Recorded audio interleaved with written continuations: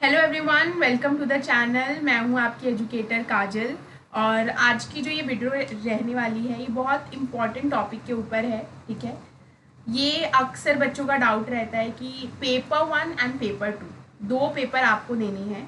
ठीक है, और मैनेज ही नहीं हो पा रहा है। ये मैनेजमेंट का इशू है कि कैसे मैं मैनेज करूं कि दोनों पेपर में से कभी कभी होता है कि मैं एक पेपर को अंडर एस्टिमेट कर लेती हूँ या कर लेता हूँ और एक पेपर को ओवर एस्टिमेट। ये गलती करने की वजह से ही अगर आपका अटेम्प्ट सक्सेसफुल नहीं हो रहा है, इतना पढ़ने के बाद भी आपको लगता है अरे मैंने तो इतना पढ़ा, मैंने तो इतने क्वेश्चन प्रैक्टिस किए फिर भी नहीं हुआ, तो इट मीन्स आप या तो एक पेपर को ओवर एस्टिमेट कर रहे हो या एक पेपर को अंडर एस्टिमेट कर रहे हो, जो गलती आपको बिल्कुल नहीं करनी है।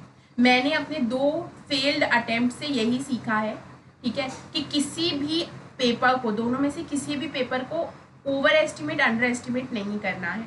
डिनायल में नहीं रहना है, पहले तो डिनायल में नहीं रहना है कि पेपर 1 ईजी है। अक्सर बच्चे ये सोचते हैं कि पेपर 1 ईजी है, अरे हो जाएगा हो जाएगा। ये जो डिनायल है ना आपका कि पेपर 2 बहुत टफ है, मुझे पेपर 2 पे ही ज़्यादा फोकस करना चाहिए, पेपर 1 तो हो जाएगा। ठीक है, ये डिनायल से पहले तो आप बाहर निकलो। आपको टाइम इक्वली डिवोट करना पड़ेगा पेपर 1 पेपर 2 के लिए, क्योंकि पेपर 1 आपका गेम चेंजर हो सकता है। ठीक है, गेम चेंजर क्यों? क्योंकि मैंने अपने 2 फेल्ड अटेम्प्ट्स जो देखे हैं उसमें पेपर 2 और पेपर 1 का बहुत बड़ा रोल रहा है। ठीक है, थर्ड अटेम्प्ट में पेपर 1 की वजह से मेरा स्कोर बूस्ट हुआ और जिसकी वजह से JRF मेरा क्वालिफाई हो पाया। ऐसा नहीं पेपर 2 में स्कोर बूस्ट नहीं किया मैंने, ऑफकोर्स पेपर 2 में भी हो, बट पेपर 1 से मैं ये समझ गई कि पेपर 1 को अंडर एस्टिमेट करना मेरे पहले 2 फेल्ड अटेम्प्ट्स में सबसे बड़ी गलती थी। ठीक है, जो मैंने अपने लास्ट अटेम्प्ट थर्ड अटेम्प्ट में उसको सुधारा। ठीक है, तो मैं आपको अपने ही पॉइंट ऑफ व्यू से जैसे मैंने किया, जैसे मैंने मैनेज किया, उसी से आपको समझाने की कोशिश करूँगी सो दैट आप उसको अपने शेड्यूल के हिसाब से अकोमोडेट कर सको, उसको अडेप्ट कर सको। तो सबसे पहले तो जब हम मैनेजमेंट की बात कर रहे हैं तो आपके जो दोनों पेपर में 10-10 यूनिट्स हैं, आप उन सभी यूनिट्स को पेपर 1 पेपर 2 के लिए यूनिट्स को बाइफरकेट कर लो अलग अलग क्लासेस में। ठीक है, अलग अलग क्लासेस क्यों? जो आपको लगता है कि ईजी हैं, जो आपको लगते हैं मॉडरेट है और जो आपको लगते हैं हार्ड है। ठीक है, पेपर 1 के लिए भी सेम और पेपर 2 के लिए भी आप ये सेम चीज़ करो। इजी टॉपिक में एक तो ये आप कर सकते हो। अब इजी सब्जेक्टिव हो गया सबके लिए, किसको कौन सा टॉपिक इजी लगता है वो डिपेंड करता है उनकी कैसे स्ट्रेंथ और वीकनेसेस हैं। एक ये आप बाइफिकेशन कर सकते हो। दूसरा बाइफिकेशन करो आप प्रीवियस ईयर पेपर, अगर आपने एनालाइज किया है, अगर नहीं एनालाइज किया है तो पहले तो प्रिपरेशन शुरू करने से पहले आपको यही करना चाहिए, एनालिसिस। ठीक है, एनालिसिस आपको बहुत हेल्प करेगा। थोड़ा टाइम टेकिंग हो सकता है बट बहुत हेल्प करता है आपको ट्रेंड समझने में, कैसे क्वेश्चन पूछे जा रहे हैं वो समझने में। तो एनालिसिस के बेसिस पर आप देखो कि रिसेंट साइकिल्स में कौन से टॉपिक्स हैं जो आपके डोमिनेंट रहे हैं, किन टॉपिक्स का डोमिनेंस आपको देखने को मिला है, और कौन से टॉपिक्स हैं जो शॉर्ट पूछे जाते हैं या मैं कहूँ एवरग्रीन टॉपिक्स हैं जो हर बार पूछे ही जाएंगे। ठीक है, तो पहले आप देखो डोमिनेंस तो ऐसा है कि भाई किसी साइकिल में कोई यूनिट कोई टॉपिक ज़्यादा होता है तो बार बार उस यूनिट से क्वेश्चंस पूछ लिए जाते हैं। और एवरग्रीन में जैसे आपका DI आ गया क्योंकि 5 क्वेश्चन फिक्स है यहाँ से आएंगे आपके। फिर पेपर 1 की 1 RC और पेपर 2 की 2 RC, तो यानी 3 RC यानी 15 क्वेश्चन यहाँ से आपके फिक्स्ड है। तो जब मुझे पता है कि मुझे RC करनी ही है, DI करनी ही है, तो आप अपना डेली का नियम बना लो कि मुझे डेली 1 RC और 1 DI प्रैक्टिस करनी है। या तो जब आप पढ़ने बैठते हो तब प्रैक्टिस करो, या जब आप रैप अप करने लगते हो तब प्रैक्टिस करो, या जब आप बोर होने लगते हो थ्योरी पढ़ पढ़ के, जब आपको बोरियत हो जाती है तो आप मैथ्स उठाओ, DI उठाओ और या रीजनिंग उठाओ और उसके क्वेश्चन सॉल्व करो, सो दैट एक तो आपका टॉपिक भी हो जाए और आपकी थोड़ी बोरियत कम हो। ठीक है, तो ये आप कर सकते हो। जैसे मैं यही करती थी, मुझे पता था कि मेरा मैथ्स पोर्शन उतना स्ट्रॉन्ग नहीं है तो मैंने बेसिक पढ़ लिया, जैसे रेशियो एंड प्रपोर्शन एवरेजेस, ये सब मैंने पढ़ा था तो सो दैट मुझे बेसिक्स का अंदाज़ा लगे। ठीक है, और ये करने के बाद मैं डेली 1 RC प्रैक्टिस करती थी। ऑल्टरनेटिव डेज पे 1 RC पेपर 1 की लगा ली, जैसे मैं MWF में 1 RC लगाती थी जो पेपर 1 का हो। ठीक है, और एक फिर TTS में लगाती थी RC जो पेपर 2 से लिया हो मैंने। ठीक है, अब ऑफकोर्स ये RC मैं प्रीवियस ईयर पेपर से ही पिक करती थी, जो भी प्रीवियस ईयर पेपर मुझे मिलता था तो पेपर 1 के लिए तो मेरे पास बहुत सारी आरसीज हो गई थी, उतनी तो मैं लगा भी नहीं पाई थी, ठीक है, क्योंकि मैंने हर सब्जेक्ट का, ज़रूरी नहीं है सिर्फ आप अपने सब्जेक्ट का ही पेपर 1 पढ़ोगे, आप किसी भी सब्जेक्ट का पेपर 1 से प्रैक्टिस कर सकते हो पीवाई की। लेकिन जाहिर सी बात है पेपर 2 कॉमर्स मेरा है, तो मैं फिर उसी के आरसीज लगाती थी। तो ऑल्टरनेटिव डेज पे आप ये कर सकते हो, एक आरसी आप लगाओ पेपर 1 की, जो भी आपको डे रखना है, और एक आरसी लगाओ आप पेपर 2 की, लेकिन आरसी डेली लगाना है आपको, ठीक है। उसके बाद आप डीआई डेली लगाओ, डेली मतलब छूटना नहीं चाहिए एक दिन भी। अगर मान लो आपका किसी दिन किसी रीज़न की वजह से छूट जाता है, तो फिर आपको वो पाइल अप हो गया, तो अगले दिन आप 2 आरसी लगाओ, अगर छूट गया तो अगले दिन 2 आरसी लगाओ। लेकिन हफ्ते में अगर 7 दिन है तो 6 आरसी आपको लगानी है। एक दिन का आप ले लो लैग, लेकिन 6 आरसीज और 6 डीआई आपको लगानी है। अगर किसी दिन छूट जाता है तो अब यह आपकी रिस्पॉन्सिबिलिटी है कि अगले दिन आप 2-3 लगाकर जैसे तैसे वो टारगेट पूरा करो। टारगेट जब तक सेट नहीं करोगे, देखो जब तक आप टारगेट्स नहीं सेट करोगे ना, तब तक आप उन्हें अचीव करने के बारे में सोचोगे कैसे। तो सबसे पहले तो आप टारगेट सेट करो। अगर आपको लगता है पेपर 1 पेपर 2 के लिए मेरी स्ट्रैटेजी नहीं बन रही है, तो आप एक टारगेट बनाओ। आप वीकली बेसिस पर टारगेट सेट करो कि इस वीक में मुझे ये यूनिट या ये टॉपिक्स कवर करने हैं। अब वो पेपर 1 के भी हैं और पेपर 2 के भी हैं, ठीक है। अब यूनिट और फिर टारगेट ये मंथली हो गया टॉपिक्स के हिसाब से, वीकली हो गया टॉपिक्स के हिसाब से। फिर आप मंथली टारगेट सेट करो। मंथली जब आप सेट करोगे तो आपको यूनिट वाइज सेट करना है कि मुझे इस मंथ में पेपर 1 की इतनी यूनिट्स और पेपर 2 की इतनी यूनिट्स कवर करनी है। कवर करने का मतलब है, अगर आप बिगनर्स हो, अगर आप बिगनर से शुरू कर रहे हो तैयारी, तो कवर करने का मतलब है कॉन्सेप्चुअल क्लैरिटी। और अगर आप 2-3 अटेम्प्ट दे चुके हो या प्रीवियसली भी आपने बहुत सारे अटेम्प्ट दे रखे, तो इसका मतलब आपके कॉन्सेप्ट्स तो काफ़ी हद तक क्लियर हैं। अगर आप बहुत बड़े मार्जिन से आपका एग्जाम नहीं छूट रहा है, मतलब जीआरएफ या नेट नहीं छूट रहा है, तो इसका मतलब आपका कॉन्सेप्ट क्लैरिटी अच्छा है। लेकिन हाँ, मार्जिन अगर ज़्यादा है, अगर मार्जिन ज़्यादा है, मान लीजिए आपको लगता है कि भाई कट ऑफ इस बार गई थी आपकी 224 और आपके सिर्फ 180 आए, तो यानी आपके यहाँ पर कॉन्सेप्ट्स का लैगिंग है। लेकिन अगर कट ऑफ गई 224, आपके आए 222, तो यहाँ पर इसका मतलब है कि आपका लक फैक्टर काम नहीं किया, हो सकता है आपने क्वेश्चन ज़्यादा प्रैक्टिस नहीं की या कुछ भी, बट कॉन्सेप्ट में कोई झोल आपका नहीं है इसका मतलब। तो इस बेसिस पर मैं कह रही हूँ, अगर आप बिगनर हो तो पेपर 1 पेपर 2 कवर करने का मतलब हो कॉन्सेप्चुअल क्लैरिटी।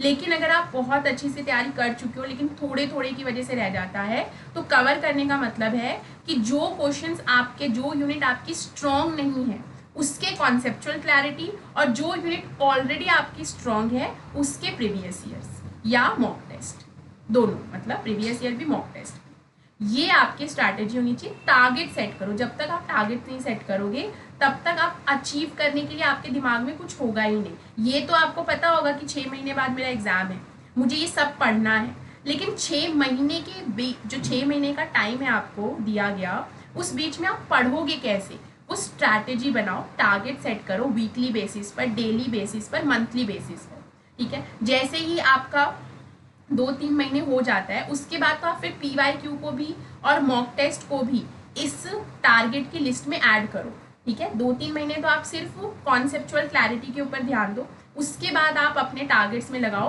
कि मुझे वीकली 3 MCQ 3 मॉक टेस्ट लगाने हैं, ठीक है। अब वो 3 मॉक टेस्ट आप डिसाइड करो, आपको पेपर 1 के 2 लगाने हैं या पेपर 2 के 2 लगाने हैं, जैसे भी, बट पेपर 1 पेपर 2 मिक्स करके आप 3 से 4, ठीक है, 2-2 लगा लो, पेपर 1 के 2 और पेपर 2 के 2, ठीक है। 2-2 करके आप वीकली बेसिस पर 4 मॉक टेस्ट लगाओ, ठीक है, छोटे ही सही, ठीक है। और मॉक टेस्ट लगाने के बाद उसके एनालिसिस पे भी ध्यान दो, क्योंकि सिर्फ मॉक टेस्ट लगाने से तो नहीं होगा, एनालिसिस करना बहुत इंपॉर्टेंट है।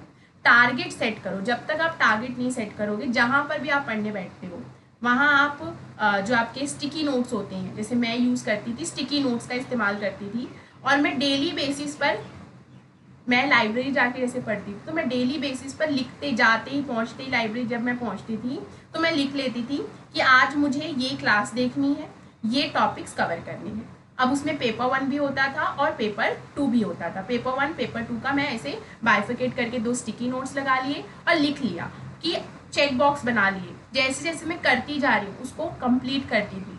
इससे क्या होता था, जब मैं अपने सामने बैठी हूँ, मैं देख रही हूँ कि आज मैंने ये करने का डिसाइड किया था और ये मैंने इसमें से कर लिया है, तो एक मोटिवेशन भी आता है।